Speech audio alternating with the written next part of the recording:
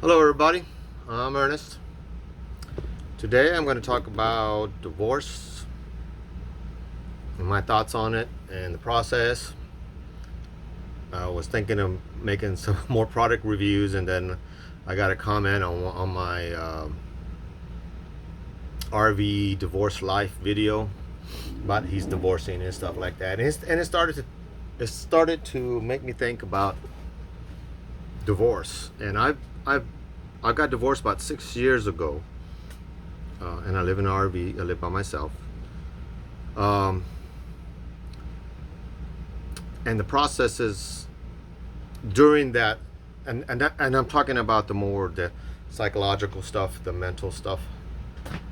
And when my wife divorced me on the grounds that she said she didn't love me anymore, um, and she filed for divorce, and I took it very hard. I was going through some other stuff. I worked for the Air Force, and I lost my job. I was supervisor for the Air Force, and I had lost my job, lost my position because of budget cuts. My father had passed away probably a year and a half before that. I don't know if that's something to do with it. And then I had this lingering divorce thing lingering over me. And I was diagnosed with depression because I started feeling anxious, very anxious in the evenings, and couldn't sleep. I've never been through anything like that before, and they put me on some medication. It wasn't helping, and I don't know if I share the whole story, but it all started when I decided to take myself off the depression medication, and I was in the bathroom at 2 or 3 in the morning on the floor, just begging God to help me, because evidently you're not supposed to take off the medication while you're on it. And I was very confused about what all these things that was going on with me. What is all this stuff that's going on with me? So, and the next day I went to the Catholic church, because I remember going through a Catholic service. Me and my ex-wife and the kids went there, and the preacher said, and the father says that they're offering some kind of courses, some after church, and it was for people like me, or I guess they're going through some stuff. Well, so after that night of spending on the bathroom floor, I went and to the church, and it just so happened that father had been diagnosed with depression, and I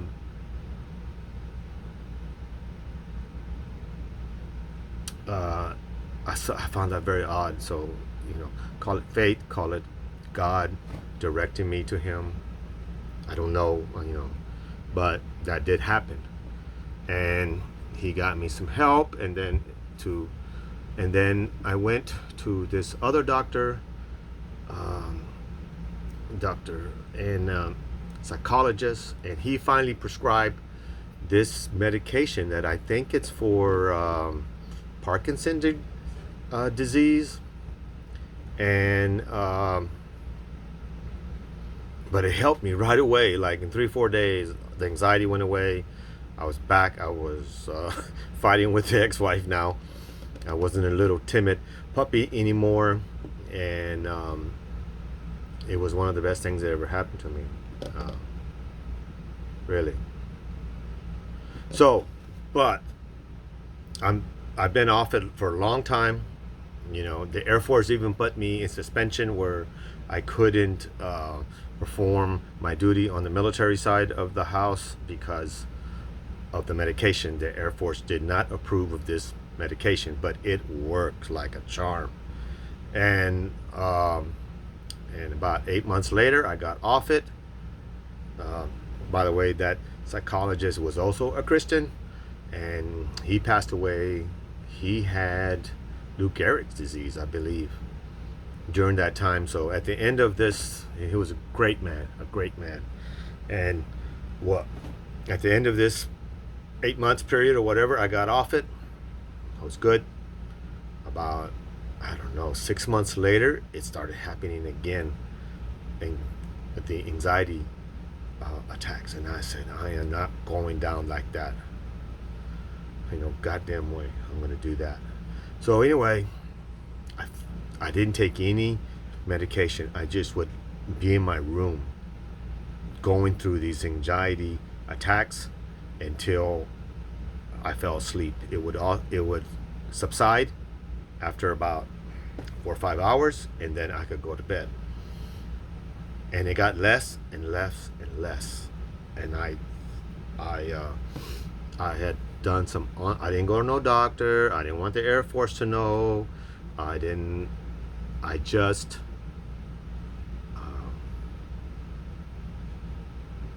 taught my brain to calm down. And it took like 4 months, or maybe at least 4 months, I think. I don't remember. It was a long time. It's gotten to the point where I would like, okay, it's time for anxiety to come around 6 p.m. or whatever, and I'd be at the house and I'd just sit on my balcony smoking and just waiting for this stuff, watching videos, trying to calm myself down, and then I'd go to bed. I wasn't going out. I even went out one night dancing or to one of my nightclubs with an anxiety attack. Drove over there. I was going to face this thing and I was going to shoot it down. And it worked, but it took a long time. I was like thinking I would always be like this, but I haven't had it since. I don't know what triggered it. I know me and my daughters were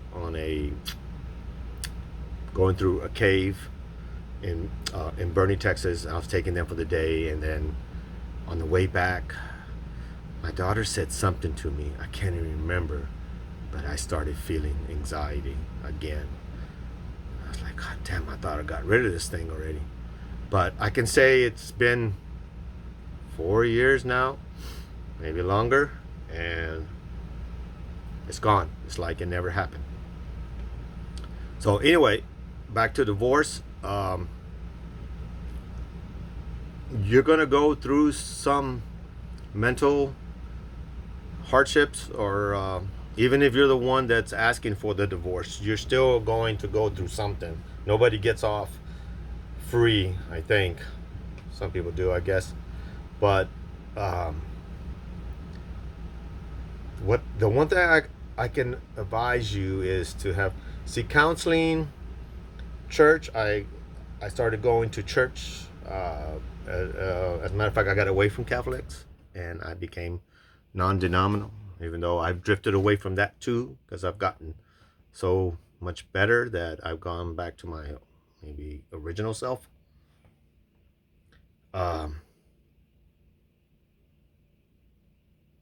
But those are things I would say. Friends, real friends, family, talking things out. And the main thing is to have a desire for things to get better. Because if you stay bitter, you stay angry, it just, it is going to hurt yourself. And you can use that energy, that type of hurt, that type of restlessness or whatever, to improve on yourself. I had lost a lot of weight because of the anxiety. I could not eat. I mean, I got that sick. I lost about 20 pounds or more, 15. Man, it was at least 20 pounds I lost. And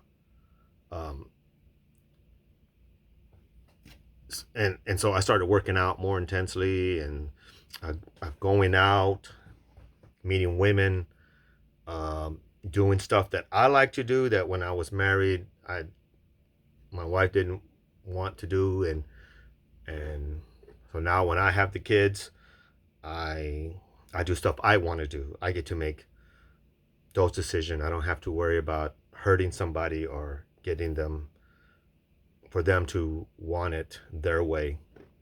So that's one of the advantages of getting divorced, if you want to look at it that way. It, like I said, it takes a while for everything to come back together, but my desire for life to be better and to be good is still true. I may slip up every now and then. Me and the ex-wife sometimes have differences, and but it doesn't affect me. I don't, you know, she really can't get me angry no more because she's, I don't want problems, but I don't look for them either. I try not to. Um, I want to be kind to everybody. Um, so divorce, dating, you know, get out there. Don't stay at home like some guys do, drink their problems or whatever. Go out. They got drinks out there too. Okay, you don't have to do that. I'm not saying drink a lot and do alcohol and get drunk, but yeah, I did a few of those.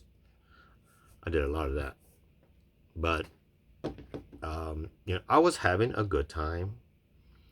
And when you start dating, don't expect the women to be your savior or to be better than your ex-wife or comparing them, and just go and have a good time. Don't have any expectations. And just have a good time. And if you're gonna be in a relationship, it'll happen naturally. But don't be in a rush to get back. I can tell you, I'm not in a rush. I learned to enjoy my freedom, my choices I can make. I learned myself. I've learned more about myself, in this process. I just realized that I learned more about myself, my desires, my wants, and you become in charge. Not do things so that people will, a woman will like you or not like you. Um, Financial, yeah. Like I paid child support, 25% of my income.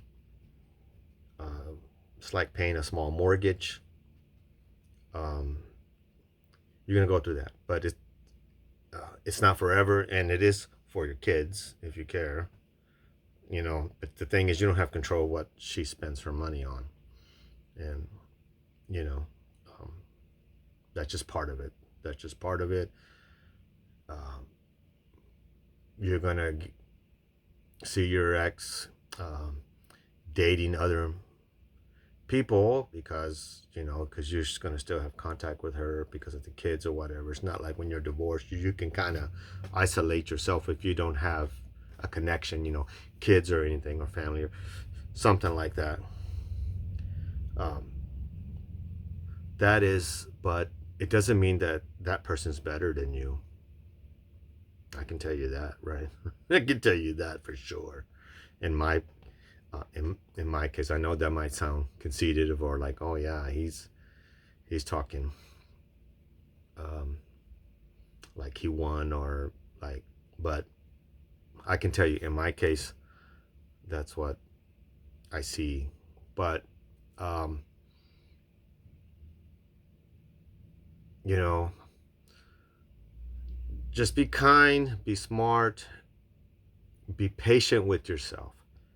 Be patient because you're gonna go through some hurting, some stress, but be patient for it to pass. I'm sure everybody's experienced something in their life that where the mental anguish and the stuff is intense, and um,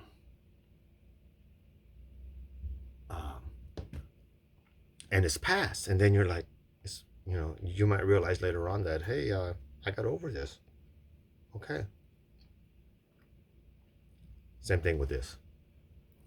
If if you let yourself get to that point, if you desire that outcome, you will get there.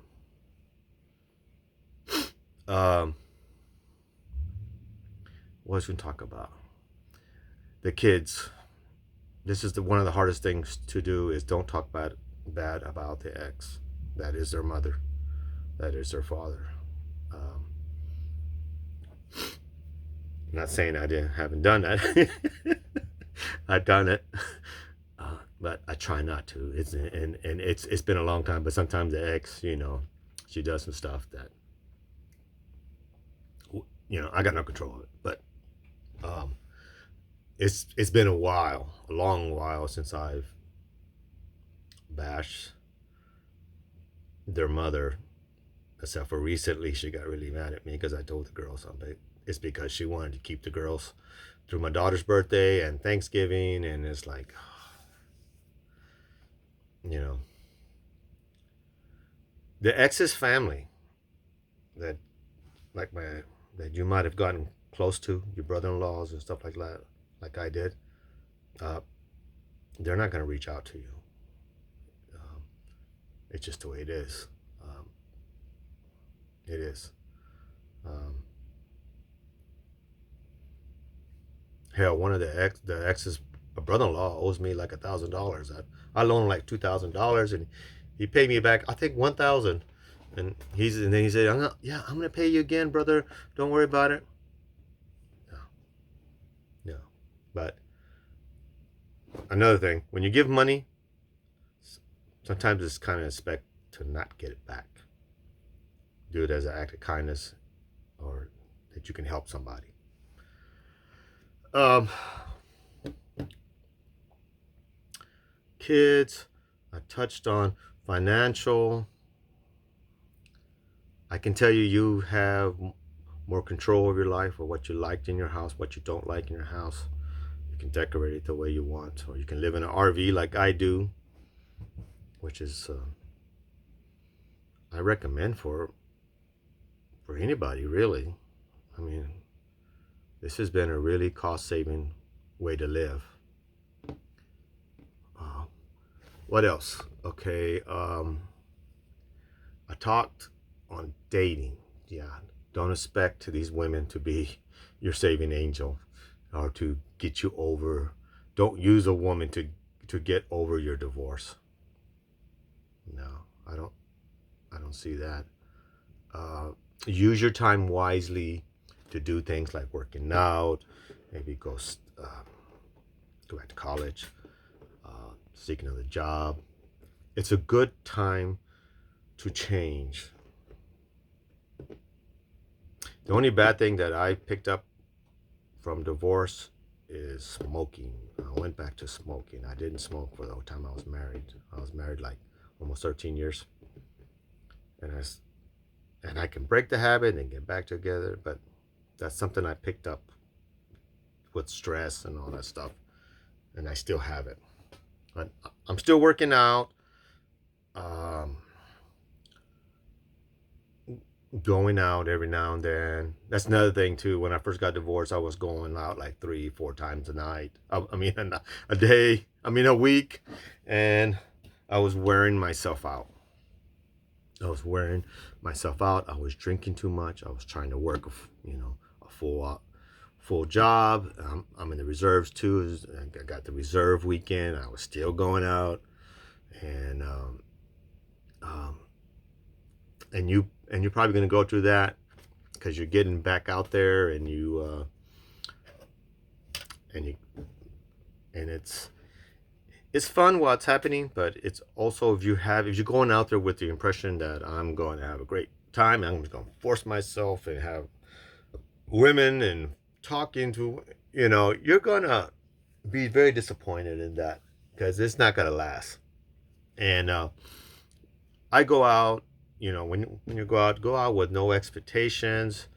Um, Try to be friendly. Don't try too hard. Women don't like that, guys. Uh, you know, all that kind of stuff. Um, um,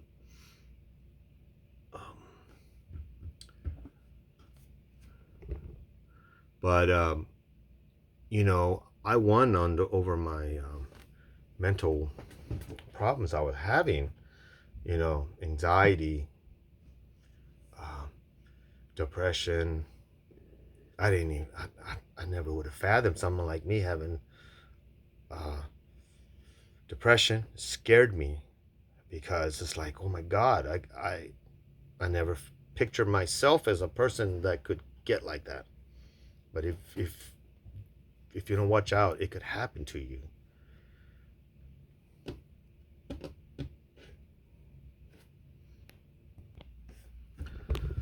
Well, I mean, I don't know if this video is going to help anybody, or it helps me to talk about it because I kind of reviewed things that I went through, and because it was the hardest thing in my life I ever went to. I've lost my mother recently, uh, my father, and time, and it didn't affect me like this because I could accept it for some reason, but for some reason the divorce struck up something in me that I can't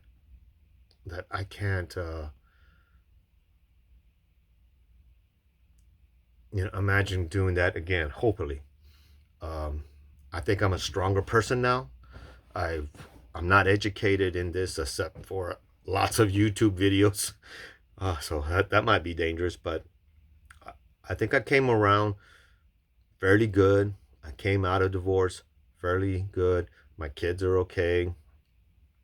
That's the main thing. My kids are okay, and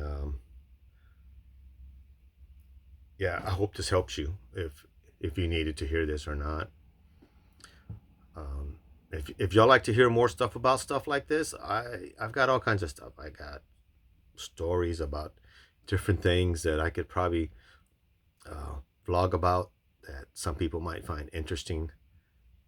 Um, but yeah, it was a journey like I've never had in my life, and it's a life changing event for me. It was, and you know, maybe in a small way, she did me a favor. I mean, I don't feel like I lost. I don't feel like I in a weaker position, or um, I don't know if I'll get married again, and if I do, it's going to be very differently than what it was. If you had something to do with your divorce, acknowledge it. Acknowledge your faults, so that you don't repeat it. And that goes for anything, not just divorce. That's just in anything. If you're doing something you're not supposed to be doing, acknowledge it, and get better.